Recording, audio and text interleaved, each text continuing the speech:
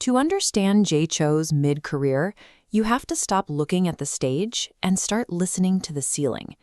Put on headphones, and the world doesn't just get quieter, it changes shape. He abandoned simple melodies for cinematic environments. From 2006 to 2015, the cinematic phase took over. He moved from raw energy toward dense, atmospheric production designed like a film score.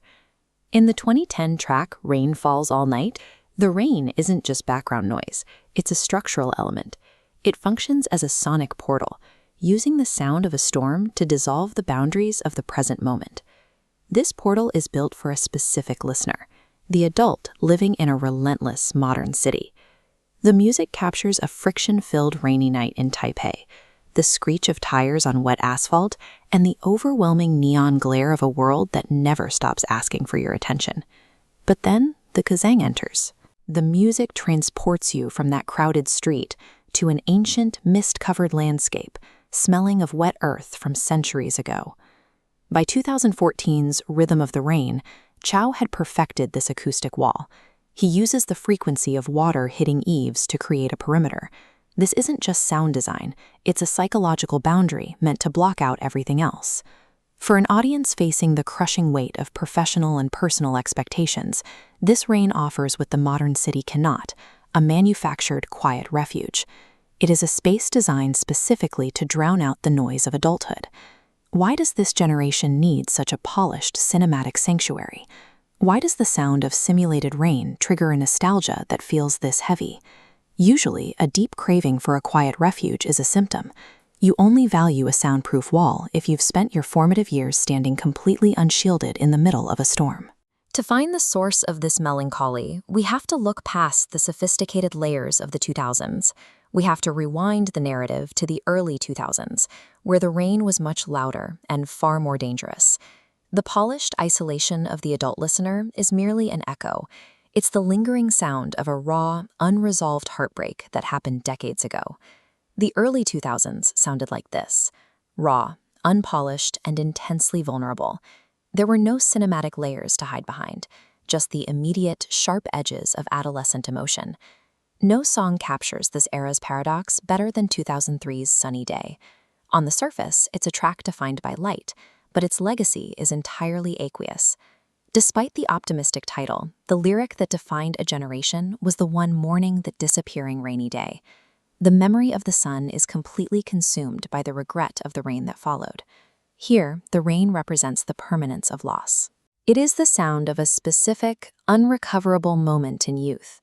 The girl at the school gate, the yellow flower, and the realization that some things are gone the moment the clouds clear. In this era, the rain wasn't a refuge. It was the primary vehicle for delivering the kind of heartbreak that stays damp in the back of your mind for 20 years. By 2004, the scale of this emotional weather expanded.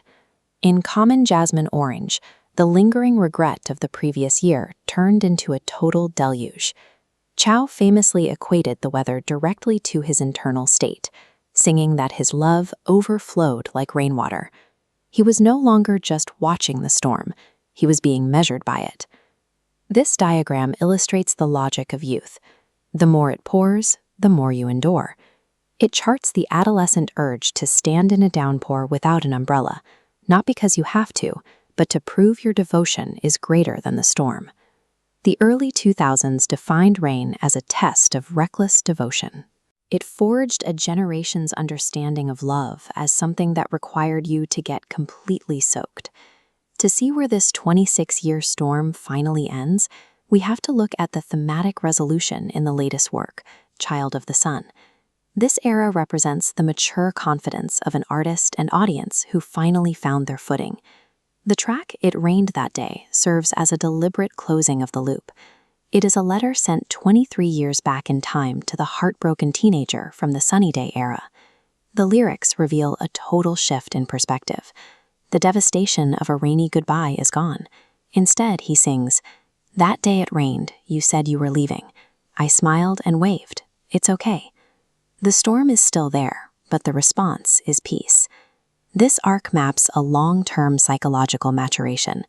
We can track the progression from the unshielded grief of 2003 to the quiet, protective isolation we sought in 2014. The final stage of this journey is acceptance. The music suggests that the trauma of the disappearing rainy day has finally lost its power. The clouds haven't left, but we've finally learned how to stand in the rain without being broken by it. The rain in Jay Chou's music was never just a setting. It was a psychological mirror. It tracked the long process of an entire generation growing up, moving from the need to be soaked to the need for shelter, and finally, letting go. The weather outside will continue to change, but for as long as those musical memories remain deeply humid, the youth within the listener will never truly dry up.